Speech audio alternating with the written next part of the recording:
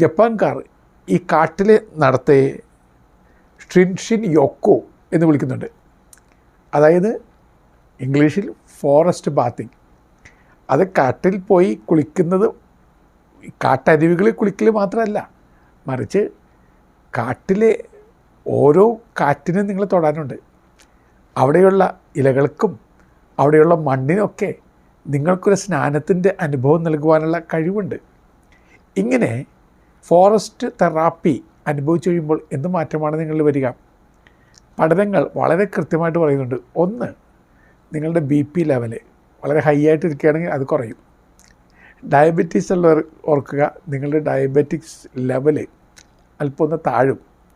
Shoot-up ചെയ്തിരിക്കുന്ന ഷുഗറാണ് നിങ്ങൾക്ക് എങ്കിൽ അത് കുറയും.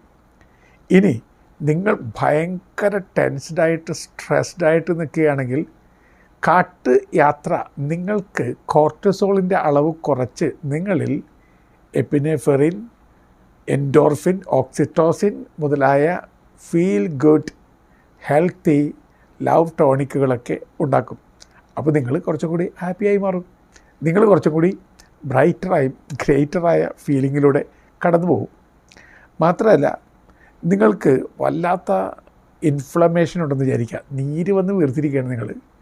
നിങ്ങൾ കാട്ടിലൂടെയൊക്കെ നിരന്തരം യാത്ര നടത്തി കഴിയുമ്പോൾ നിങ്ങളുടെ ഇൻഫ്ലമേഷൻ കുറയും. പഠനം പറയുന്നത് ഒരു 30 മിനിറ്റ് കാട്ടിലൂടെ നിങ്ങൾ സഞ്ചരിക്കുകയാണെങ്കിൽ, അല്ലെങ്കിൽ പച്ചപ്പിലൂടെ നിങ്ങൾ സഞ്ചരിക്കുകയാണെങ്കിൽ നിങ്ങളുടെ ജീവിതം മാറും. അതിന് വ്യക്തമായ തെളിവുകളൊക്കെ ഉണ്ട്. ഇനി നിങ്ങളുടെ സ്ട്രെസ്സ് മാറും, നിങ്ങളുടെ ആങ്കർ മാറും, കോൺസെൻട്രേഷൻ ഇല്ലായ്മ മാറും, മറവി പ്രശ്നങ്ങൾ മാറും.